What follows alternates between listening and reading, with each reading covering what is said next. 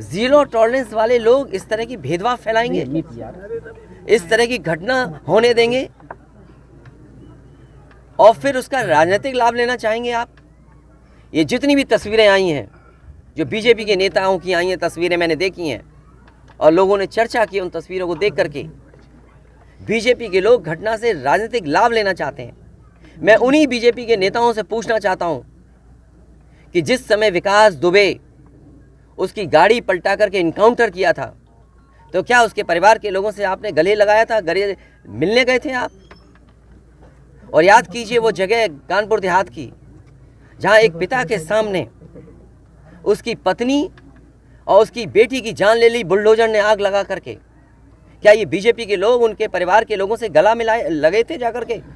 और मुझे याद है जब उसका परिवार का बेटा डीएम आवास में धरना दे रहा था ठंड में, उसके पूरे कपड़े उतरवा करके पुलिस ने पीटा था, उसको मारा था।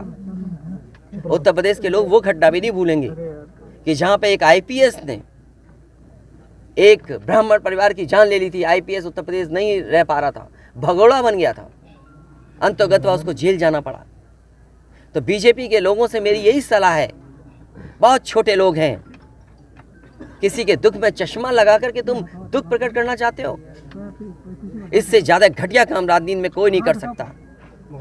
ये वो लोग हैं जो घटना में राजनीतिक लाभ लेना चाहते हैं। मैं तो कहता हूं अगर ये निष्पक्ष हैं और जीरो टॉलरेंस इनके मन में है अगर, तो दोनों परिवारों की मदद करें और भेदभाव नहीं होना चाहिए। आप बुलडोजर से इस घर को डराना चाहते हैं।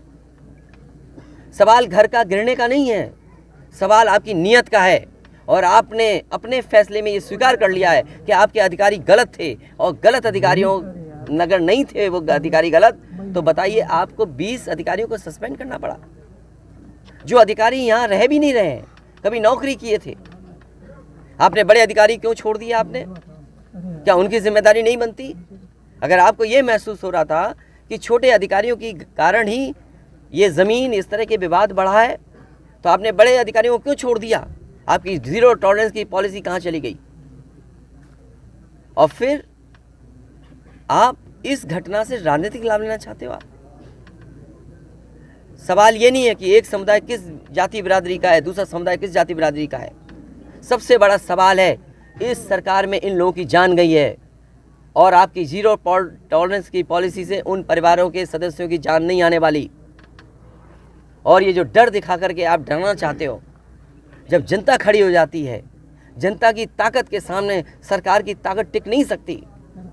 सरकार की ताकत कुछ भी नहीं है जनता की ताकत के सामने। आज इस परिवार के और सदस्यों पे आप अन्याय कर रहे हैं।